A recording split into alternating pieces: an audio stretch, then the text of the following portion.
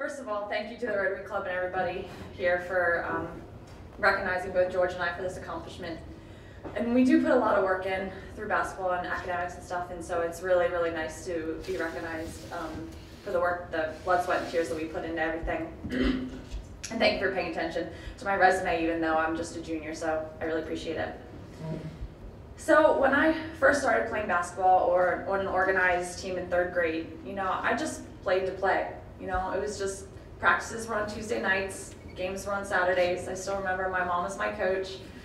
My sister and I would spend hours out on our driveway playing one-on-one or in the basement, and 75% of the time it either ended in an argument, a fight, or tears. Tears were shed, lots of tears, and it was always me that lost.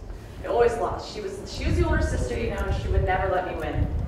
I never remember one time that I won, and I have a pretty good memory. You can ask my mom about that.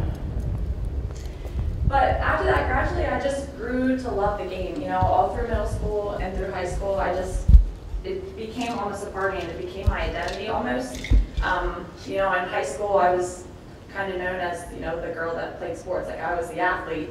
And even in college now, my name is, you hear Jess Rheinheimer, you think women's basketball, I think. But people on the outside looking in could see I think they could see my abilities on the court and in the classroom by seeing my stats or seeing my grades, but I don't think they really see, what's behind the scenes and what's inside me and what's made me who I am today. And I think today in this district presentation has really recognized that part of me. So as much as basketball is about having the ability to do something, I think I've come to realize that it has to do more with the work that you put into it and the drive to succeed and the will to work harder than your opponent. It's the attitude that my opponent's not going to outrun me. She's not going to outwork me. She's not going to score on me. It's that attitude that you have to be better than who you play. And Coach always tells us that it's about working hard, but at the same time, it's who's going to work harder, longer, that's going to get the job done. And I think I'm at least on my way to grasping that concept. And I don't know, you can ask Coach if I have or not yet. And the things that I do on the court and in the classroom, I completely owe to the Lord, every single 100% of it. First of all, it was Him that gave me the abilities to put the ball in the basket, to dribble the court, to pass the ball, and He gave me the abilities to, be able to comprehend what erythropoietin does in the body, to learn all these nursing terms and that kind of stuff. And then, on top of that, He surrounded me with all these people that have supported me through everything, showed me the value of hard work in my parents and in my coaches, everyone that's around me, and especially with my mom.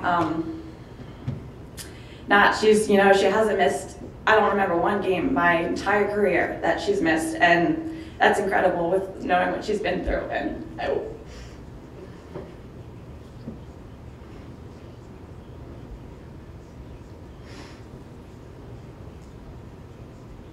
I wear this bracelet for her.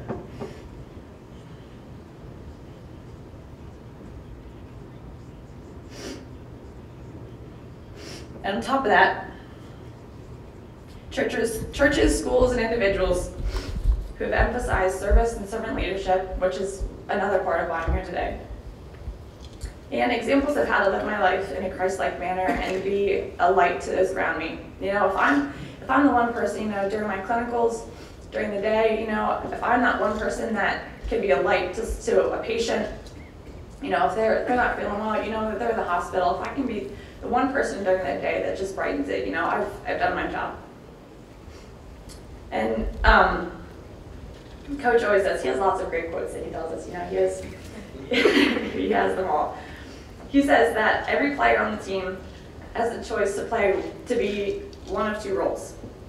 They can contaminate the space that they're in by not participating, by not cheering their teammates on, by being self-centered, negative, or you can choose to contribute to the space that you're in by encouraging your teammates, being, contributing to the team, not being self-centered, thinking about the team rather than the self. And, you know, thanks to the good Lord for providing me with everything that He has. Like I said before, I hope I can always contribute to the space that I'm in rather than contaminate it. So thank you.